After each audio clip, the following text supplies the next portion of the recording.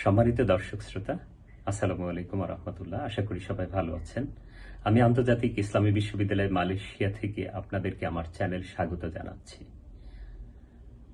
আজকে পৃথিবীতে চলমান একটি ঘটনা নিয়ে আন্তর্জাতিক সম্পর্কের ছাত্র, বিশেষ করে জিওপলিটিক্সের একজন ছাত্র হিসেবে আমি আপনাদের সাথে কিছু কথা বলতে চাই।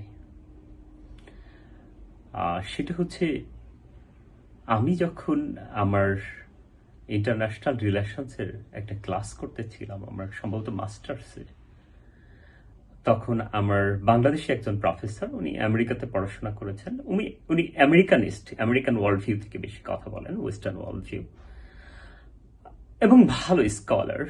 তো উনি বলেছিলেন যে আমি যখন ইরানকে স্টাডি করতে গেলাম, তখন আমি যেটা পাইলাম সেটা হচ্ছে, ইরান পৃথিবীতে এমন একটা পাওয়ার, শক্তি মুসলমানদের, যেটা আসলে তার ফরেন পলিসি আছে, ইন্টারন্যাশনাল রিলেশনস আছে, জিওপলিটিক্স আছে, ডিপ্লোমেসি আছে, যা মানে অনেক ইফেক্টিভ। পৃথিবীতে এরকম অ্যাক্টিভ ইফেক্টিভ পলিসি খুব কম দেশের আছে। হয়তো মানে আপনি বলবেন যে তুরস্ক আলাদা, ডিফারেন্ট ডাইমেনশন, কিন্তু ইরানের একটা আলাদা স্বতন্ত্র সত্তা আছে।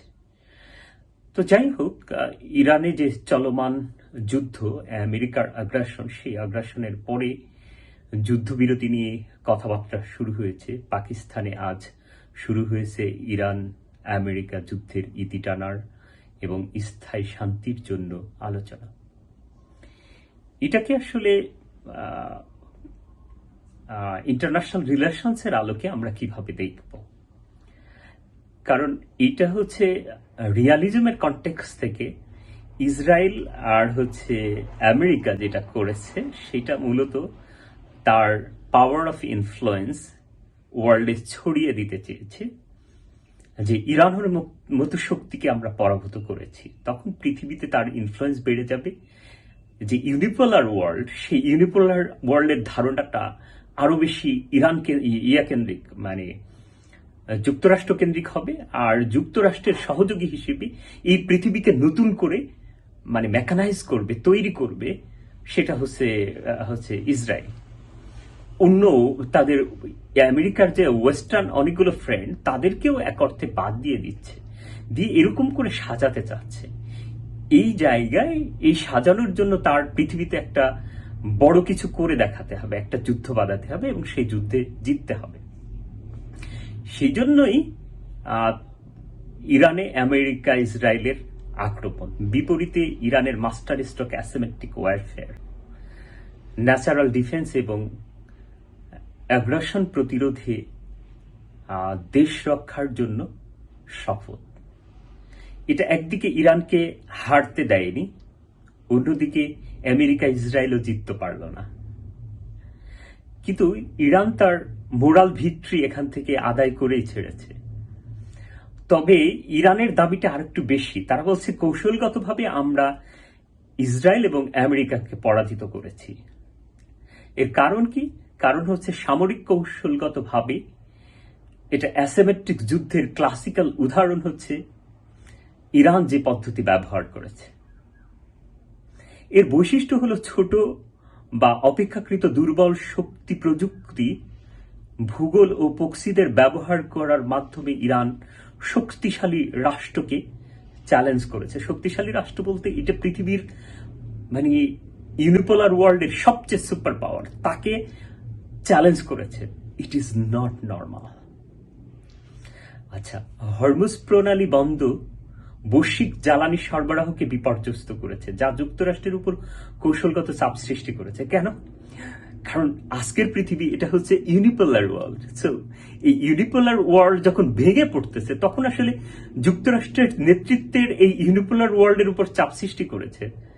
তখন এটিকে তাকে ব্যবস্থা নিতেই হবে, না হলে সে নেতা থাকতে পারবে না। এই জন্য তার এই দৌড়াদৌড়ি আর কি। তো ইরানের হাতে এমন একটা পারমাণবিক বোমার চেয়েও একটা বড় জিনিস রয়ে গেছে, সেটা হচ্ছে স্টেট অফ হরমুজ। এই হরমুজ প্রণালী, স্টেট অফ হরমুজ প্রণালী হলো আন্তর্জাতিক শক্তির রাজনীতির এক সেন্টার পয়েন্ট। এই হরমুজ বন্ধ হওয়ার পর আমেরিকান সভ্যতা ও ক্ষমতার মানে শিরধ্বনিতে রক্ত চলাচল বন্ধ হয়ে গেছে। এখন বাঁচার জন্য তার যুদ্ধবিরতি আত্মচিৎকার পৃথিবীবাসী শুনছে। কিন্তু ইতিহাস এই ঘটনাকে আসলে কিভাবে ব্যাখ্যা করবে? ইতিহাস হয়তো এটাকে পারস্য সভ্যতার ধারাবাহিক বিজয় বললেও আমি এটাকে বলবো যে ইরানের নতুন ভাবদর্শনের বিস্ময়কর উত্থান। নতুন প্রেক্ষাপট 2026 সালের এপ্রিলে মার্কিন প্রেসিডেন্ট ডোনাল্ড ট্রাম্প সতর্ক করে দিয়েছিলেন যে হরমুজ প্রণালী সংক্রান্ত চুক্তি যদি না হয় ইরানের অবকাঠামোতে হামলা করা হবে, যেমন বিদ্যুৎ কেন্দ্র ও সেতুগুলো ধ্বংস করা হবে। কারণ ডোনাল্ড ট্রাম্পের মাথা খারাপ হয়ে গেছে, কারণ সে দেশের ভিতরে এবং দেশের বাইরে যেটা public support, public opinion, internal এবং external public opinion totally Donald ট্রাম্পের এবং এমনকি আমেরিকার এগেনস্টে চলে গেছে। যখন এগেনস্টে চলে যায় তখন সুপার পাওয়ার হিসেবে তার মানে সার্ভাইভ করাটা অনেক বেশি কঠিন হয়ে যায়। এই জন্য সে বলল, a whole civilisation will die tonight if Iran doesn't make a deal. আচ্ছা, এটা নিয়ে পুরো পৃথিবীতে যখন হইচই পড়ে গেল, সবাই বলে উঠল যে এটা একটা যুদ্ধ অপরাধ হবে। জাতিসংঘ এখন আর ঠিক থাকতে পারলো না, কারণ হচ্ছে এই ঘটনা তো সবাই কথা বলছে, এখন জাতিসংঘ কি করবে? কিন্তু জাতিসংঘ তো ইসরায়েল আর হচ্ছে আমেরিকার পাপে। এর কারণ হচ্ছে আমেরিকা মানে সিস্টেম করে জাতিসংঘ সহ যা কিছু আছে, যার ইনস্টিটিউশন, জাতিসংঘের যত ইনস্টিটিউশন আছে তার অলমোস্ট অল ইনস্টিটিউশনস এটা হচ্ছে আমেরিকার হাত ধরে তৈরি, আমেরিকার সিস্টেমে। এই জন্য জাতিসংঘ চাইলেই কোনো কিছু করতে পারে না। যাই হোক, তবুও জাতিসংঘ তার টয়লেট চেপে ধরে রেখে বলে উঠল, এটা কিন্তু হবে একটা যুদ্ধ অপরাধ। এটা শুনে ডোনাল্ড ট্রাম্প হয়তো একটু ভয়ও পেয়েছেন, ভড়কে গিয়েছেন কি। ডোনাল্ড ট্রাম্প তো কোনো কিছু মনে করে না, জোর যার মূল্য তার। সে তো মানে জাহেলি যুগের মানুষ, মানে আনসিভিলাইজড একজন মানুষ যদি মনে হয় কাউকে পৃথিবীতে, তো ডোনাল্ড ট্রাম্পকে দেখলে আমার কাছে মনে হয় যে সে আনসিভিলাইজড একজন মানুষ।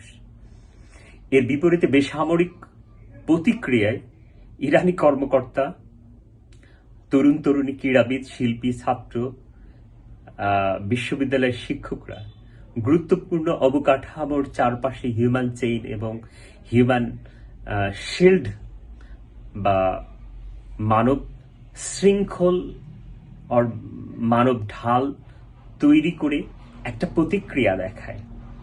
সত্যি এটা একটা বিস্ময়কর ছিল। তাদের সাহস এবং তাদের প্রতিবাদের ধরনটা একটা ইউনিক ছিল। এমনকি ইরান দমে না গিয়ে পাল্টা হুমকি দিলে ট্রাম্প না থাকতে পেরে, মানে এটা তো সহ্য করা কঠিন। ট্রাম্প তার সোশ্যাল ট্রুথে পোস্ট করে বসলো, a whole civilisation will die tonight, never to be brought back again. I don't want that to happen, but I probably will. এটা নর্মাল কথা না, কিন্তু এটা একটা ভয়ঙ্কর কথা যেটা পৃথিবীকে হতভম্ব করে দিয়েছে। আমেরিকার এক্সপার্টরা এটা শুনে স্তম্ভিত হয়ে বলছে, প্রেসিডেন্টের হুমকি আন্তর্জাতিক রাজনীতির কৌশলগত যোগাযোগের একটি উদাহরণ হয়তো হতে পারে। তার বক্তব্যকে কোয়ার্সিভ ডিপ্লোমেসি বা চাপ সৃষ্টির একটা ব্যাখ্যা হিসেবে আমরাও ধরে নিতে পারি। ওয়েস্ট এরকম করে হয়তো মানে ওয়েস্টের একাডেমিক ফ্রেমওয়ার্ক এভাবেই সাজাতে পারে। যাই হোক, তাদের ওয়ার্ল্ড ভিউ এরকমই আর কি। তাদের সভ্যতাকে ধ্বংস করে দেয়া হবে এই কথা শুনে ইরানের লাখ লাখ নারী পুরুষ শিশুরা মৃত্যুকে উপেক্ষা করে নেমে আসে রাজপথে। এটা দেখে মনে পড়ে গেল সুকান্ত ভট্টাচার্যের বিখ্যাত দুর্মর এর লাইনগুলো, যে লাইনগুলো দেখে মনে হচ্ছে এই লাইনগুলো লেখা হয়েছে মনে হয় ইরানের জন্যই। আর তা হলো, সাবাস ইস্পাহানো দেশ, এ পৃথিবী অবাক তাকিয়ে রয়, জ্বলে পুড়ে মরে ছারখার তবু মাথা নোয়াবার নয়। এই কনটেক্সট থেকে কবি, সাহিত্যিক, সাংস্কৃতিক, বুদ্ধিজীবী, সায়েন্টিফিক এই কনটেক্সট থেকে যদি আমরা দেখি, এখানে হাফিজ, রুমি, শেখ সাদি, ওমর খায়াম, ফেরদৌসিরা যদি বেঁচে থাকতেন, তখন তারা আসলে কি বলতেন? আমার কাছে মনে হচ্ছে এই বীরত্ব গাথা দেখে সৃষ্টি সুখের উল্লাসে তারা বলে উঠতেন, এটা হলো হার না মানা এক সভ্যতা।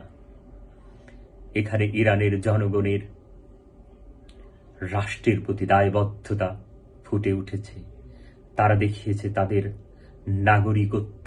নাগরিকতার এবং দায়বদ্ধতার সকল প্রমাণ তারা এখানে রেখেছে।